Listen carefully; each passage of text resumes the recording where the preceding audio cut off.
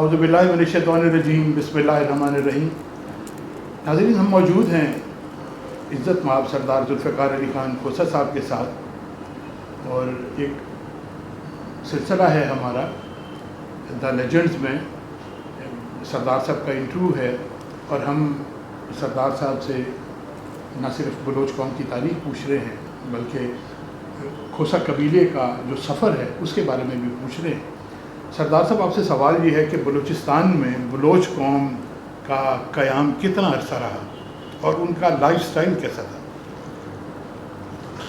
قیام کم و بیش، کیونکہ یہ اب میرے پاس وہ نظمیں اب موجود نہ رہی، وہ شاعری موجود نہ رہی جس میں حوالے دیے ہوئے تھے دور کے۔ آپ جانتے ہیں کہ بلوچ قبائل میں یا کسی اور بھی قبائلی جہاں نظام ہو، وہ تاریخ واقعات سے منسوب کی جاتی ہے۔ 1400 فلانا، 1500 فلانا، اس طرح سے بات نہیں کی جاتی۔ وہ حوالہ ہوتا ہے کسی ایک بڑے سانحے کا، کسی بڑے واقعے کا، کسی بڑے طوفان کا۔ اب مثلاً یہاں ڈیرہ غازی خان میں پوچھیں کہ جی یہ جب نیا شہر بنا ہے تو آپ کسی سے پوچھتے ہیں آپ کتنے بڑے تھے؟ سی میں اون ویلے جڑے ویلے دیرا بڑھدا پہ ہا اون ویلے میری داڑھی آ چکی ہے، اس طرح سے وہ اپنے بات کیا کرتے تھے۔ تو اس میں کم و بیش اس علاقے میں 450-500 سال یہ سردار صاحب اور ان کے جو ورثاء آتے ہیں بعد میں رہے ہیں۔ لیکن کیونکہ پھر یہ وقت کے ساتھ، صدیاں گزرنے کے ساتھ یہ بڑھتا گیا، قبیلہ تعداد میں بڑھتا گیا، پھر یہ پھیلتے بھی گئے، اور پھر جب یہ سردار جلال خان نے اپنے جانشین چن لیا، چوتھا بیٹا سب سے جو چھوٹا تھا ہود خان، ان کے خلاف تو انہوں نے کوئی جو بڑے بھائی تھے رند خان، لاشار خان اور قرائی خان، انہوں نے کوئی احتجاج نہ کیا۔ سردار صاحب انتقال فرما گئے، سردار جلال خان، کیونکہ اس وقت ان کی والدہ ریجنٹ کی حیثیت سے سنبھالتی رہی قبائلی نظام اور جو حکومتی جو کاروبار جو کوئی ہونا تھا۔ جب وہ خود بڑے ہو گئے ہود خان، تو اس وقت یہ تینوں بھائی ان کے پاس آئے، تینوں بڑے بھائی، اور کہا کہ جی آپ سے ہم کوئی اختلاف نہیں کر سکتے کہ والد صاحب نے اپنی زندگی میں آپ کے سر پہ اپنی پگ رکھ دی تھی، لیکن آپ کی اطاعت بھی نہیں کر سکتے، تو ہمیں اجازت دیں۔ انہوں نے کہا کہ ٹھیک ہے جی آپ کی مرضی، اور میں یہ سوچتا ہوں کہ انہوں نے یہی کہا ہوگا کہ آج تو پیار سے ہی ویسے جدا ہو رہے ہیں، کل کو شاید ایسا بھی موقع بن جائے، یہ جنگ وغیرہ نہیں ہونی چاہیے ہمارے میں، تو انہوں نے ان کو اجازت دے دی۔ وہاں سے بلوچوں میں قبیلہ کی بجائے قبیلے بنے، جو رند خان اس کا اپنا خاندان، اور جو افراد ان کے ساتھ گئے، وہ 1000 تھے، وہ 10,000 تھے، وہ کم تھے، وہ زیادہ تھے، وہ ان کے نام سے آج تک رند کہلاتے ہیں۔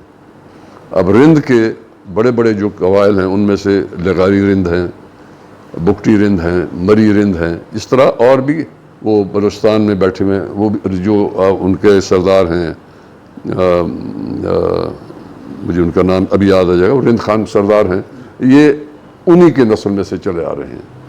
اسی طرح یار محمد خان، وہ اس میں جو بلوچستان میں قبیلہ بیٹھا وہ اس کے وہ سردار ہیں، اور اسی طرح لاشار خان کے لاشاری، قرائی خان کے قرائی، آج تک اسی نام سے منسوب ہے، اور ہود خان کا بیٹا کوثر خان۔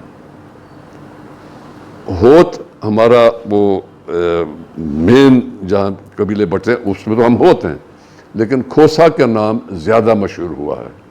وہ شاید ان کی شخصیت ایسی تھی، انہوں نے اپنا نام ہود کے شہرت سے زیادہ پھیلایا ہے کہ آج تک کتنی صدیاں، 450-500 سال گزر چکے ہیں، اب وہ ہود اتنا مینشن نہیں ہوتا، کھوسہ ہی یاد کیا جاتا ہے، اور 3 صوبوں میں بیٹھا ہوا ہے۔ اور اپنے تعارفی فکروں میں کہا تھا کہ پنجاب، بلوچستان، سندھ اور ہندوستان میں، واقعی ہندوستان میں کھوسہ آج بھی بیٹھا ہوا ہے، اور اس کا مجھے ثبوت اس طرح ملا تھا کہ نواب اکبر خان مرحوم بگٹی سردار شکار کھیل رہے تھے، یہ سندھ کا علاقہ جو ہندوستان کے ساتھ ملتا ہے، کیا نام ہے اس کا، ریگستانی علاقہ ہے، تھر۔ اس وقت یہ باڑ نہیں ہوتی تھی، دونوں ملکوں کے درمیان باڑ نہیں ہوتی تھی، تو کس وقت وہ کراس کر گئے، وہ ریگستان تھا تو ان کو پتہ نہیں لگا، ان کی کینٹینوں میں پانی ختم ہو گیا تو وہ ایک بستی آئی تو ان سے پانی لینے کے لیے اس طرف گئے، وہاں پہنچے، ان سے پانی لیا، اور جب دیکھا تو ان کا لباس، ان کے پگڑی کا سٹائل، ان کی داڑھی کا سٹائل، اور جو بال ہمارے بلوچوں کے لمبے ہوتے تھے اس زمانے میں، اور اب تک میرے بابا دادا تک تو تھے اسی طرح کے، جسے سرائکی میں چونا کہتے ہیں اور بلوچی میں گلادخ کہتے ہیں، وہ آپ کون ہوتے ہیں؟ انہیں وہ ایک خیال پیدا ہوا کہ ہماری طرح لباس ان کا، ہماری طرح داڑھی اور پگڑی سب چیز سلواریں یہ وہ. انہوں نے کہا جی ہم بلوچ ہیں. نواب صاحب نے پوچھا کون سے بلوچ؟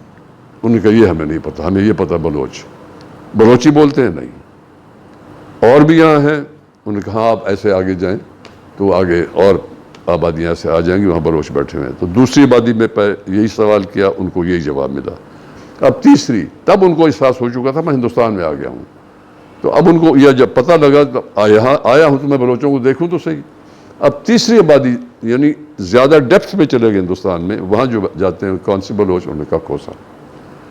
بلوچی بولتے ہیں؟ انہوں نے کہا ہاں بلوچی بولتے ہیں. کون سی بولو؟ اب آپس میں بولے رہے. یہی لہجہ، یہی زبان جو آج ہم بولتے ہیں اس طرف پاکستان میں. اکبر بگٹی، مری، میں، مزاری، ہم یہ لگاری، ہم ایک ہی وہ لہجہ ہمارا ہو اور وہ تلفظ ہمارا وہی ہے. جو بلوچستان کے اس طرف بیٹھے ہیں جو خان قلات کی ریاست ہوتی تھی، اس بلوچی میں اس کو مغربی وہ سیکٹ کہتے ہیں، اور اس طرف ہماری مشرقی بلوچی ہوتی ہے. دو یہ ڈسٹنکٹ ڈائلیکٹس ہیں. اس میں فارسی کی مکسچر آ گئی ہے. ہمارے میں بھی فارسی کی مکسچر ہے کیونکہ ہم تقریباً 6 صدیاں تو ایران میں رہے ہیں، لیکن ہمارے بلوچی میں کم ہے اس طرف کی، کیونکہ اب بھی وہ ان کے ساتھ ان کا کاروبار آنا جانا رہتا ہے تو ان کی زیادہ ہے. تو وہ یہی ڈائلیکٹ بولتے تھے جو ہم بولتے ہیں. پھر نواب صاحب نے ان سے پوچھا کہ آپ کا سردار کون ہے یہاں؟ تو ان میں سے کسی نے کہا کہ جی ہمارا سردار یہاں نہیں ہے، ہم نے ایک بزرگ کو اپنا مقدم مقرر کیا ہوا، ہمارے جھگڑے تنازع وہ سنتا ہے. سردار کون ہے؟ وہ پاکستان میں رہتا ہے. وہ کون ہے؟ پھر میرا نام لیا انہوں نے کہ وہ ہے، اور ڈیرہ غازی خان شہر کا، ضلع کا نام بھی لیا. تو اس سے ثابت ہوا کہ صرف سندھ میں، بلوچستان میں اور پنجاب میں نہیں، ہندوستان میں بھی کوسا بیٹھا ہوا ہے. اور یہ نواب صاحب پھر مجھے خاص طور پر ڈھونڈتے ہوئے میرے پاس پہنچے کہ میں آپ کو بتانے آیا ہوں کہ آپ کا قبیلہ وہاں بھی بیٹھا ہوا ہے. تو یہ جب یہ رند، لاشار، کورائی علیحدہ ہوئے ہیں، اس کے بعد پھر یہ علاقے بھی اور فتح کرتے گئے اور بڑھتے گئے، تعداد میں بھی بڑھتے گئے. پھر ایک بڑا مشہور ایک بریک اور آتا ہے جب چاکر خان رندوں کے سردار تھے، اور گوہرم خان لاشاری یہ لاشاری کے سردار تھے. یہ بڑوں کے وارث، ادھر سے وہ چاکر خان، ادھر سے لاشار خان، گوہرم خان لاشاری. تو ایک عورت کے اغوا کرنے پہ ان دو بڑے سینئر قبیلوں کی آپس میں جنگ ہوتی ہے، اور 30 سال لڑتے رہے آپس میں، کوئی فیصلہ کون نہیں ہوتا تھا. پھر یہ تاریخ میں یہ درج ہے، یہ تو تحریری تاریخ میں آ چکا ہے. چاکر خان نے، سردار چاکر خان رند نے شہنشاہ ایران سے امداد مانگی، کیونکہ 30 سال لڑنے کے باوجود نہ ان کو ہاں یعنی فیصلہ کن شکست ہوتی تھی، نہ ان کو فیصلہ کن فتح ملتی تھی. تو شہنشاہ اس لیے ان کا ممنون تھا چاکر خان رند کا کہ جب ہمایوں کو تخت سے ہٹایا تھا شیر شاہ سوری نے، تو اس نے جا کے پناہ لی تھی. ان کی کوئی شاید رشتہ داری تھی جس کا مجھے معلوم نہیں ہے، لیکن تھی، یہ لکھتے مورخین کہ ان کے ساتھ عزیزداری تھی شہنشاہ ایران کے ساتھ.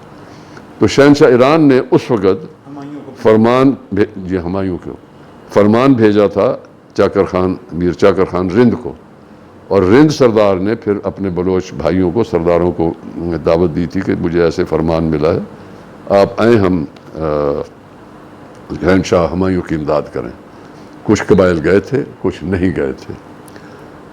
اور اس کا وہ عوض تو نہیں کرنا چاہیے. جب ان کو ضرورت پڑی تو شہنشاہ کو انہوں نے درخواست کی، تو انہوں نے اپنے لشکر کا ایک حصہ بھیجا تھا ان کی امداد کے لیے، وہ احسان اتارنے کے لیے.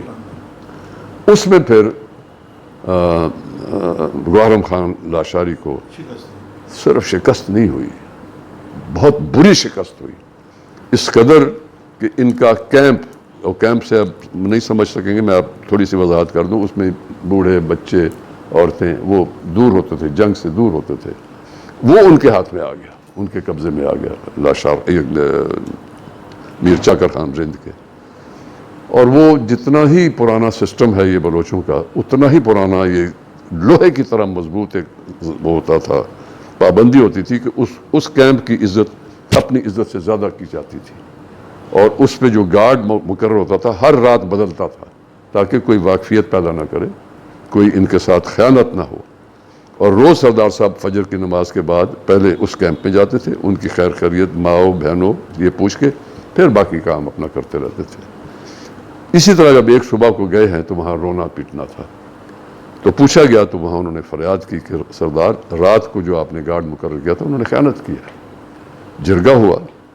اب پھر مجھے اس آدمی کا جو اس رات کے جو نفری تھی گارڈز کے، ان کا کپتان تھا یا انچارج تھا، اس کا نام میں بھول رہا ہوں، وہ نام تاریخ میں موجود ہے، لکھا ہوا، تاریخ میں لکھا ہوا ہے، زبانی نہیں ہے. اس کے خلاف ثابت ہو گیا کہ اس نے اور اس کے جو ساتھی تھے اس رات کے گارڈ نے، انہوں نے خیانت کی تھی. انہوں نے پہچانا، ان عورتوں نے پہچانا کہ یہ لوگ تھے. وہاں انہوں نے ایک تاریخی فقرہ کہا تھا کہ کل تک تم میرے ساتھ شانہ بہ شانہ میرے ساتھ جنگ میں لڑ رہے تھے اور بڑی بہادری کے ساتھ تم لڑے ہو، لیکن آج تم نے میری قوم پہ داغ لگایا ہے. اپنے رند قوم کا کہہ رہے ہیں وہ، تم نے میری قوم پہ داغ لگایا ہے، غلاظت کا داغ لگایا ہے. غلاظت کو بلوچی زبان میں لیغار کہتے ہیں. لیغار کا مطلب ہے غلاظت، گندگی. یہ تم نے میری قوم کے نام پہ لیغار لگایا ہے. میں تمہیں 24 گھنٹے کی مہلت دیتا ہوں، اگر 24 گھنٹے کے اندر تم میری سلطنت کے حدود سے نکل گئے تو تمہاری جان بخشی ہو گئی، اگر اندر پایا گیا میرا لشکر پہلے پکڑ لیتا تمہیں تو پھر تم ساروں کے سر قلم کر دیے جائیں گے.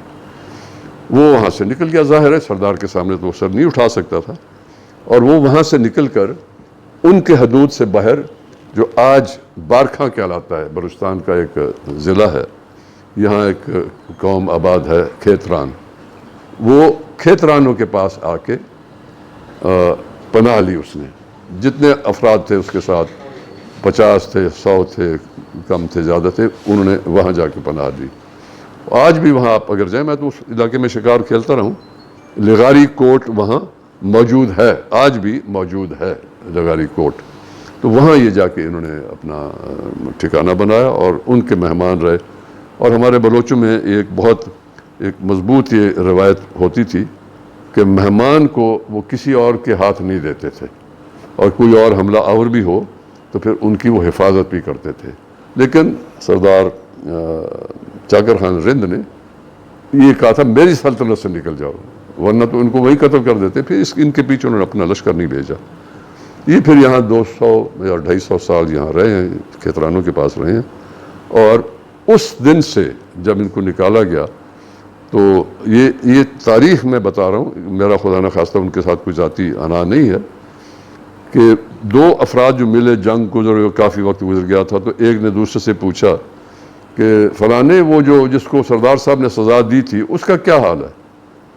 تو وہ دوسرا والا پوچھتا ہے کون؟ کہ جس کو سردار نے کہا تھا لیغار. اچھا، لیغاری اس قبیلے کا نام اس واقعے سے پڑتا ہے، اور یہ ڈینائی نہیں کر سکتے، یہ تاریخ میں لکھا ہوا ہے، تحریری تاریخ میں یہ لکھا ہوا ہے. یہ نام ان کو تب سے یہ عنایت ہوا تھا اس فیصلے میں. تو یہ وہاں بیٹھے رہے، بارکھاں جو کہلاتا ہے.